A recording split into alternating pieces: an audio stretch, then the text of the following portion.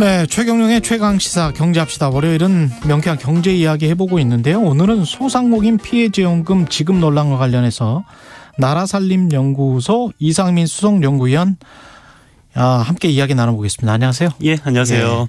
저는 SNS에서 이상민 수석연구위원 글을 많이 봐서 굉장히 좀 팩트에 충실하신 분입니다. 잘 들어보시면 굉장히 재밌을 겁니다.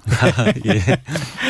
그 대통령직 인수위에서 지금 피해지원금 계획을 발표했는데 공약과는 지금 좀 다르고, 근데 어떻게 다르다는 건지 사람들이 잘 몰라요.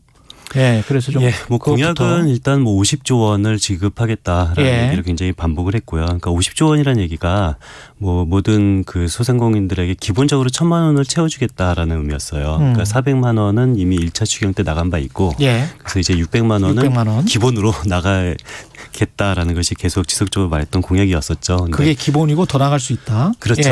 근데 이번에는 뭐 정확한 규모는 발표하지 않았어요. 근데 발표하지는 않았는데, 그런데 뭐 그런 업체 뭐 규모 뭐 피해 정도를 고려해서 뭐 기본 1,000만 원을 채워줄 수 있다라는 것은 아니고요. 그러니까 뭐 한 최대 600만 원을 하고, 그리고 나머지는 피해 정도를 고려해서 차별적으로 지급하겠다라는 얘기를 했습니다. 최대 600만 원이라는 건 굉장히 피해를 많이 본 사람들은 그렇죠. 600만 원. 예. 그다음에는 차등적으로.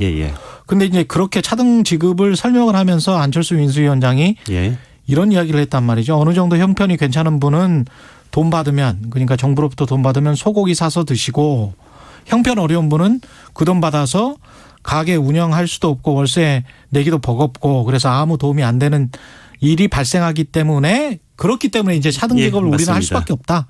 뭐 이런 취지였잖아요. 예, 그랬죠. 그러니까 이게 사실 50조 원을 마련을 한다고 하면서 어떻게 마련한다고 했냐면은, 그렇지만 우리는 50조 원을 주겠다. 그러나 뭐 감세도 할 거고, 그리고 부채도 늘리지 않을 거다라고 그랬어요. 그렇죠. 근데 이게 사실 논리적으로 모순이거든요. 뭐 증세를 하는 것도 아니고 오히려 감세를 하면서 부채도 늘리지도 않고 50조 원을 마련한다는 것은 사실상 논리적 모순인데, 근데 이것을 어떻게 하겠냐라는 것이 지출구조 조정을 통해서 하겠다라고 그렇게 그랬어요. 이야기했죠. 공약 때, 그렇죠. 선거 때. 근데 지출구조 조정을 통해서 마련할 수 있는 것이 사실상 뭐 10조 원을 넘기는 어렵거든요. 그래서 뭐 사실 예상되었던 거고요. 그렇기 때문에 이것은 불가능하다. 그렇기 때문에 좀 규모를 줄이겠다라는 건데, 근데 문제는 규모를 얼마나 줄이는지도 발표가 되지 않았고요. 그리고 아무튼 결과적으로 50조 원을 주겠다라고 해서 뭐 아마 추정컨대 한 20조 원에서 한 35조 원 사이 정도 아닐까라고 추정 정도는 하고 있는데요. 아무튼 금액이 크게 낮아졌으면은 뭐 여태까지 했던 것을 지키지 못해서 미안하다, 뭐 사과 정도는 하는 것이 좋지 않을까라는 생각이 드는데, 뭐 그런 것들이 없었다라는 것이 좀 아쉬운 점이 있죠. 그런데 일반 소상공인 입장에서는, 자영업자 입장에서는 20조 원이건 30조 원이건 나한테 얼마가 돌아오느냐, 그게 굉장히 중요할 것 같은데, 결국은 차등 지급을 한다고 했으니까 지급 기준을 산정하는 어떤 뭐 기준점이 있어야 될 거 아닙니까? 그렇죠. 그렇죠. 나에게 얼마 들어오냐가 중요한데, 뭐 전체 그 규모도 나오지 않았고요.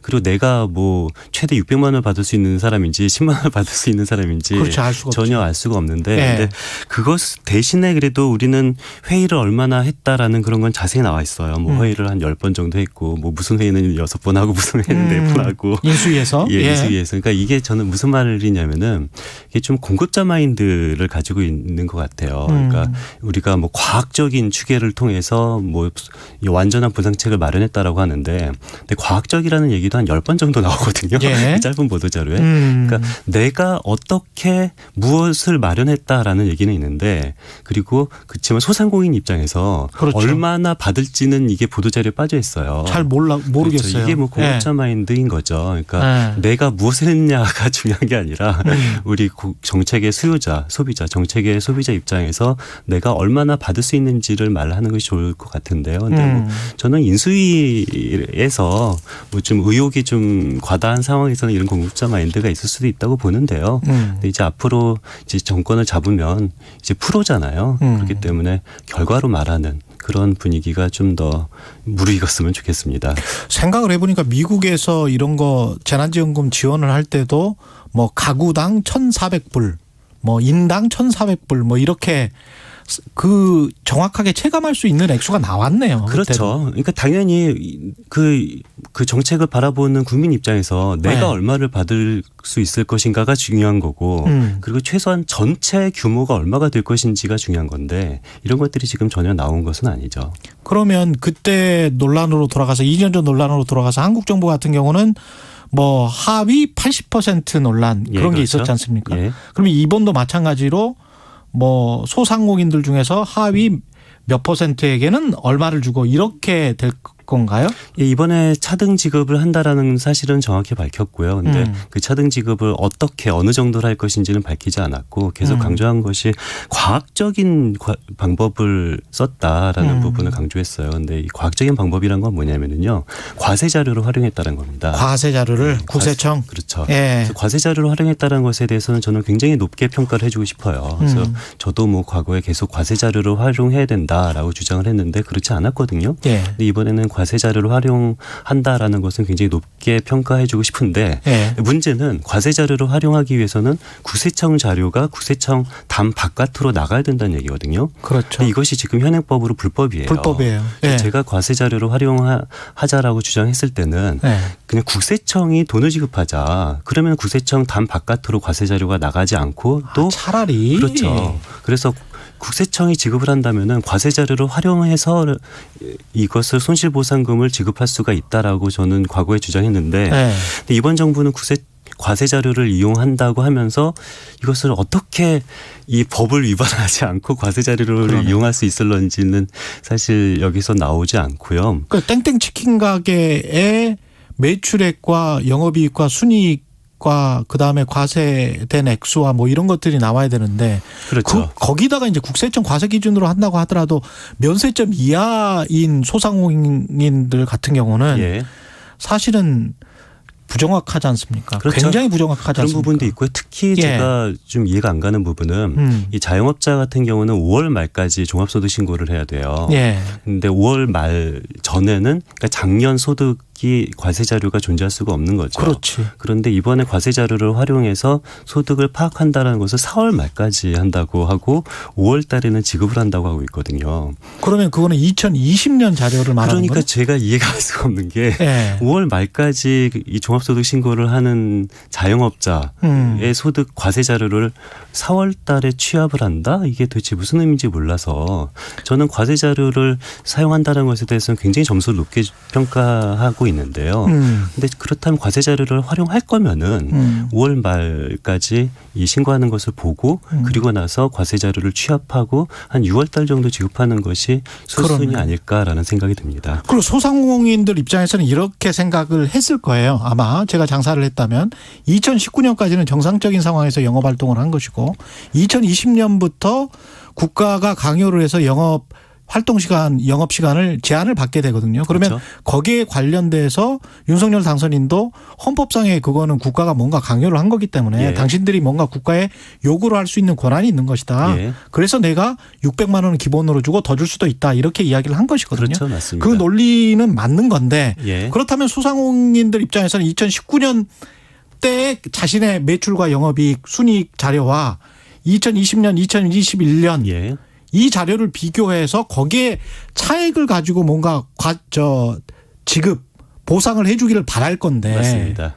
2021년 자료를 가지고 어떻게 한다는 거지? 그러니까 2021년 자료는 아직 안 나왔죠. 예, 2021년 자료도 안 나왔고 2020년 자료 20년 자료는 나와 있습니다. 2020년 자료 나와 있으니까 네, 2019년과 2020년 자료를 비교를 한다는 건가요? 그렇다고 추정할 수가 있는데요. 근데 네. 이게 추정 말고는 사실 구체적인 내용이 담겨 있지 않아서 좀 어려운데요. 근데 저는 자영업자도 자영업자지만 네. 가장 사각지대에 있는 분들은 기타 소득자라고 생각해요. 예. 무슨 소리냐면은 자영업자는 내가 장사가 되든 안 되든 최소한 세무서에 신고를 해서 내가 자영업자다라는 증거가 있어요. 근데 기타 소득자라는 것은 내가 세무서에 기타 소득자라는 신고하는 그 방법 자체가 없거든요. 그렇죠. 그러니까 기초소득자가 뭐냐면은 예를 들어서 뭐 강연을 하거나 네. 뭐 저술을 하거나 종합소득으로 신고하면 안 됩니까?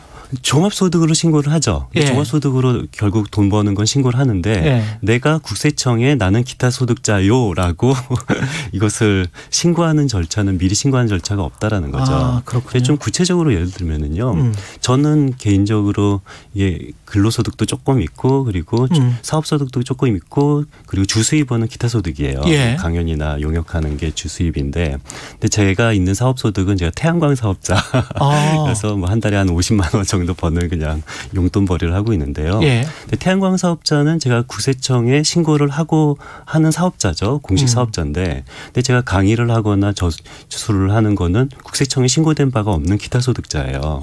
그런데 코로나 영향은 태양광 사업자로서는 사실상 안 받았죠. 그렇죠. 그런데 이 강의하는 기타소득자로서는 코로나 영향은 받죠. 사실 굉장히 받죠. 코로나 예. 굉장히 있을 때는 강의가 줄어들고 하니까 소득이 어쩔 때는 줄고 어쩔 때는 늡니다. 코로나에 따라서. 그런데 기존에 그 손실보상금은 저는 태양광 사업자로서는 가끔 받았는데 강의를 하는 기타소득자로는 단 한 번도 받은 적이 없거든요. 근데 저는 두 가지가 다 이상해요. 내가 왜 태양광 사업자인 내가 왜 받아야 되지? 받을 필요가 없는데. 그렇죠? 그 소득은 전혀 줄지가 않았는데. 맞습니다. 예. 그런데 강의는 어쩔 땐 줄었는데 강의 줄은 소득에 대해서는 한 번도 지원받은 적이 없어요. 그러니까 이 말은 뭐냐면은 이 기타 소득자는 이게 소상공인 지원에 계속 빠질 수밖에 없다라는 거고 이번에 만든 과학적 소상공인 완전 보장 체제에도 예. 이 기타 소득자는 계속 이 소외가 되고 있는 부분은 존재한다라는 부분은 인식을 해야 될 것 같습니다. 지급 기준과 이 적용 범위 이것은 계속 논란이 되겠네요. 이런 그렇죠. 식으로 되면. 그럴 수밖에 없죠. 그리고 이것과 이제 결부돼서 우리가 논란이 늘 빚어왔던 게 50조를 지급하면 재정 건전성은 유지가 되는 거냐, 국가 재무는 괜찮냐. 그렇죠. 언론이 이제 지적했던 거는 늘 이런 것들인데 예. 어떻게 보세요, 우리나라 재정 상황은? 이게 언론이 바라보는 것보다는 생각보다 그렇게 나쁘지 않은데요. 한국의 재정 상황이. 그렇죠. 그러니까 예. 우리가 계속 언론을 통해서 들었던 것은 작년 재정 수지 적자가 한 마이너스 90조 될 것이다라는 얘기를 뭐 1년 내내 들어왔어요. 근데 결산이 나왔거든요. 예. 결산 나와봤더니 작년 재정 수지 적자가 마이너스 90조가 아니라 마이너스 30조 원이다라는 사실이 밝혀졌어요. 예. 그러니까 마이너스 90조라 하면은 우리나라 GDP가 한 2,000조 원이니까 그렇죠. 한 마이너스 4.5% 적자인 거거든요. 예. 마이너스 30조면은 한 마이너스 1.5% 적자입니다. 그러네. 자, 그런데 문제는 여기까지는 그래도 결산 자료를 몇몇 언론에서 말을 했는데 근데 지난주에 IMF에서 이 보고서가 하나 업데이트가 됐는데 근데 우리나라 결산 자료는 중앙정부 결산이잖아요. 그렇죠. 중앙정부만 마이너스 30조인데 예. 지방정부 교육청을 다 합쳐서 이것을 경제학적 개념으로 적자를 계산해 봤더니 이것이 마이너스 1.5%가 아니라 마이너스 0.6%다라는 IMF 보고서가 나왔어요. 아, 그래요? 예, 마이너스 0.6%라면은 적자 규모가 마이너스 한 10조가 조금 넘는 거거든요. 그러네요. 그러니까 우리나라 국민들이 알고 있는 작년 우리나라 적자 수준은 한 마이너스 90조 정도로 알고 있지만 사실은 마이너스 10조 원이 조금 넘는 마이너스 0.6%라는 것은 사실상 균형 재정에 거의 가까운 그러네요. 아주 조금 적자를 봤다라는 것이 이 아주 최근 IMF에서 나온 보고서의 결과입니다. 코로나19의 대유행 상황에서 마이너스 10조밖에 안 쓴 나라가 우리나라 전 경제 규모를. 세계에서 우리나라밖에 없어요. 그러니까 그 다른 나라들 같은 경우는 예. 그 선진국 평균 적자가 마이너스 한 7.3%거든요. 그러니까요. 근데 우리나라는 7.3%가 아니라 0.7%도 아니고 마이너스 0.6%였으니까 뭐 전 세계에서 가장 우리나라 재정 수지 적자 폭이 완화됐다. 적자 폭이 적다. 라는 것이 팩트입니다. 근데 그런 거를 역으로 이용하면 그만큼 가게에서 소상공인 또는 자영업자들이 그만큼 허리띠를 졸라맸다는 이야기잖아요. 그런 측면도 있죠. 예. 그러니까 이 가계 부채랑 정부 부채 같은 경우는 이게 역의 상관관계가 있는 경우가 많거든요. 예. 그래서 그런 부분이 정부는 우리 생각보다 상당히 적자폭이 적다라는 말은 그 부분은 우리 가계가 좀 떠안은 부분이 있다라고도 해석할 수도 있습니다. 왜 이렇게 국가 부채가 심각하다 이야기를 계속 언론은 하는 걸까요? 일단 예측이 잘못된 거죠. 예측이 잘못됐다. 예측에 따르면은 우리나라 국가 부채가 굉장히 심각하다라고 않을까라고 그 생각됐었는데요. 그러니까 보통 그 작년에 우리나라 국가 부채가 뭐 한 50%가 넘을 거다라고 생각을 했는데 역시 IMF의 수정 전망치에 따르면 50% 넘지 않았고요.